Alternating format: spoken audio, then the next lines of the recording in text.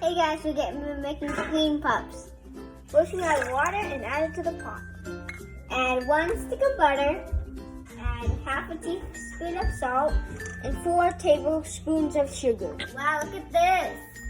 Add 1 cup of flour. Cook it for 2 minutes. Wow, look at this. Eggs and mix it one at a time. Look at this. Now get a Piper cream puffs.